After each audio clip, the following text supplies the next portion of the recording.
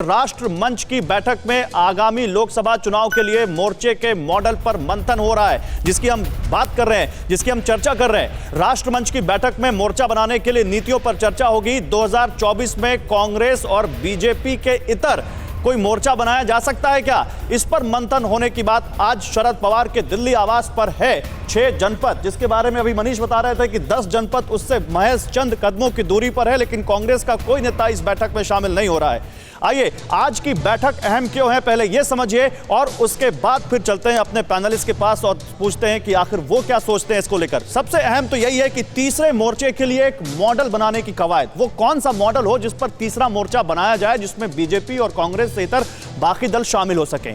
गैर कांग्रेसी, गैर बीजेपी मोर्चे का मॉडल बनाने पर मंथन हो, और ये मंथन इसलिए भी जरूरी क्योंकि इससे पहले तीसरे मोर्चे की तमाम कवायद इस देश में कामयाब होती नहीं दिखी। 2014 में लोकसभा चुनाव से पहले बीजेपी ने भी इसी मॉडल पर काम किया। एनडीए ने भी समान विचारधारा वाले तमाम दलों को साथ लाने की कोशिश की और कोशिश की कि कांग्रेस के खिलाफ एक बड़ा मोर्चा स्थापित किया जाए।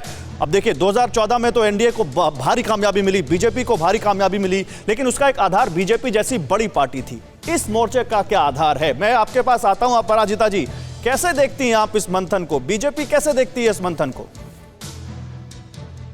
हम आश्चर्यचकित नहीं हैं। आदरणीय प्रधानमंत्री जी की लोकप्रियता की वजह से विपक्षी दलों के अंदर भय पैदा हुआ है। ये जो भय का माहौल जिसकी सृष्टि हुई है, उसी का यह परिचायक है। आप सबने देखा, आप सबने जाना कि कुछ दिन पहले ग्लोबल अप्रूवल रेटिंग में आदरणीय प्रधानमंत्री जी विश्व के नंबर 1 लीडर के हिसाब से उभर कर आए हैं। देश में अभी 2 किस्म के लोग हैं, एक साधक और दूसरे बाधक। हम सब साधक हैं। मैं बहुत विनम्रता के साथ ये बात कहती हूँ। दिन रात आदरणीय प्रधानमंत्री जी और उनकी टीम, उनकी सरकार कोरोना से युद्ध कर रही है, और हम कैसे इस युद्ध में जीत कर आए। लेकिन जब आप ये बात कह रही हैं तो विजय कौशिक मुस्कुरा रहे हैं। मैं विजय कौशिक जी आपके पास आऊंगा, आपकी मुस्कुराहट का राज पूछूंगा, लेकिन अपराजिता जी, सवाल यहां पर यह नहीं है कि इस मोर्चे में इस बार शरद पवार जैसा दिग्गज नाम सामने आ रहा है, जिसने महाराष्ट्र में दिखाया सियासत किसको कहते हैं, सियासत का असली चाणक्य कौन है। एक समय लगा था कि बीजेपी सरकार बनाने वाली है, लेकिन फिर कैसे पटकनी देकर महाविकास आघाड़ी की सरकार आ गई। ये क्या नई बात है? राष्ट्र मंच का गठन 2019 में हुआ था, और 2019 में भी यह कवायद हुई थी। देखिए, मैं कह दूं, कितनी भी मीटिंग हो, प्रशांत किशोर जी ने इन सबको कहा है इस तरह की मीटिंग करने के लिए, इस तरह के आलोचकों की मंडली बैठाने के लिए, सभा करने के लिए, तो ये कर रहे हैं। लेकिन अच्छा, प्रशांत किशोर के कहने पर ये मंथन हो रहा है। मैं पूछ लेता हूँ, निश्चित तौर पर, मैं पूछ लेता हूँ एनसीपी से हमारे साथ जो यहाँ प्रवक्ता है संजय तटकरे, उनसे पूछ लेता हूँ। संजय जी, उम्मीद करता हूँ कि अब आपका नेटवर्क जुड़ गया होगा। वैसे नेटवर्क तो एक और भी जोड़ने की कोशिश की जा रही है 6 जनपद पर, वो कितना जुड़ता है आने वाले दिनों में पता चलेगा। लेकिन क्या है ये, क्या प्रशांत किशोर की सलाह पर यह मंथन हो रहा है?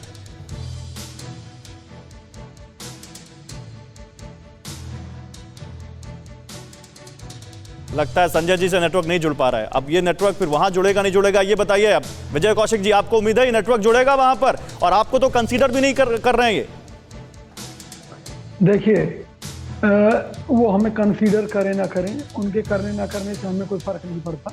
हमारी पार्टी का अपना एक वजूद है, और इन सबको हमारे ही साथ खड़े होना पड़ेगा, आज नहीं तो कल। निश्चित तौर पर ये वो पार्टियां हैं, ये वो क्षेत्रीय दल हैं। अच्छा, आप ये कह रहे हैं विजय कौशिक जी कि मजबूरी में इस पूरे मोर्चे को कांग्रेस की बैसाखी का सहारा लेना ही पड़ेगा अगर बीजेपी को टक्कर देनी है तो? निश्चित तौर पर, क्योंकि जो संघर्ष का मादा राहुल गांधी जी में है, सोनिया गांधी जी में है, कांग्रेस के नेताओं में है, जयराम रमेश जी में है, वो दूसरे दलों के नेताओं में नहीं दिखाई देता। अभी भाजपा प्रवक्ता कह रही थी तो मुझे हंसी आ रही थी, कह रही थी विरोधियों में डर बैठा हुआ है। तो भाई, मोदी जी अगर सीबीआई और दूसरी एजेंसियों के माध्यम से डर बैठा रहे हैं तो भाजपा नेताओं को ज्यादा मालूम होगा। वरना लोकतंत्र में विपक्षियों में भी डर नहीं होना चाहिए, अपनी बात को खुलकर कहने की आजादी रहनी चाहिए। और ये कह रही है कि डर बैठा हुआ है विरोधियों में, तो निश्चित तौर पर सरकार डर का वातावरण बनाए हुए है। और ये जो मंथन हो रहा है लोकतंत्र में, मैं इसका स्वागत करता हूँ। पवार जी को पूरा अधिकार है कि वो इस पर मंथन करें। वो अगर मंथन कर रहे हैं भाजपा सरकार के खिलाफ, तो भी एक उनका अपना अधिकार है। नहीं, मंथन करने का अधिकार है। देखिए, मैं मंथन करने का अधिकार पे जा ही नहीं रहा हूं। मैं आपसे तो ये पूछ ही नहीं रहा हूं कि मंथन क्यों हो रहा है। मैं तो आपसे ये पूछ रहा हूं कि कांग्रेस की रिलेवेंस इन दलों को नहीं दिखती है क्या? क्यों नहीं आपको बुला रहे? अगर आपका इतना रिलेवेंस है तो क्यों नहीं आपको ये बुला रहे? एक पुरानी कहावत आपने सुनी होगी कि प्यासा कुएं के पास आता है, कुआं कभी प्यासे के पास नहीं जाता। तो कांग्रेस एक कुआं है और ये सब तो अपनी प्यास बुझाने के लिए घूम रहे हैं, छोटे छोटे दल हैं। चलिए, मेरे साथ संजय जी भी जुड़ चुके हैं। आप क्योंकि नेटवर्क नहीं जुड़ पाया था इसलिए मैं आपकी बात पर प्रतिक्रिया नहीं ले पाया था। अपराजिता जी कुछ कह रही हैं। संजय जी मैं आता हूं। अपराजिता जी क्या कहना चाहती हैं आप? सीधी सी बात है, कांग्रेस ने देश में अपनी सार्थकता खो दी है। इनकी राजनीतिक जमीन ही नहीं है, इनके पास कोई मुद्दा ही नहीं है।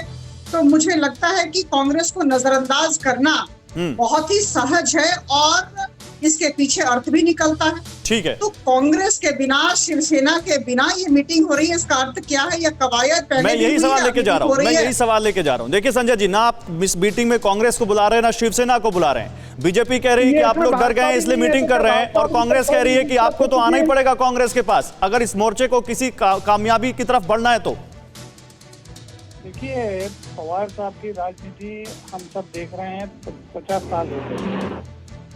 जब भी वक्त आया है, पवार साहब कांग्रेस के नेता, फिर वो राहुल गांधी जी हो या सोनिया जी हो, उनके साथ बैठकें की हैं, उन्होंने मंथन किया है और उसका नतीजा आपने 2 साल 1.5 साल पहले महाराष्ट्र की राजनीति में देखा। भाजपा को बाहर रखने के लिए, भाजपा को सत्ता से बाहर करने के लिए जो करना होगा वो राष्ट्रवादी कांग्रेस पार्टी पवार साहब के नेतृत्व में करेगी। अड़ी सोमवार से शुक्रवार शाम 6 बजे सिर्फ TV9 भारतवर्ष पर।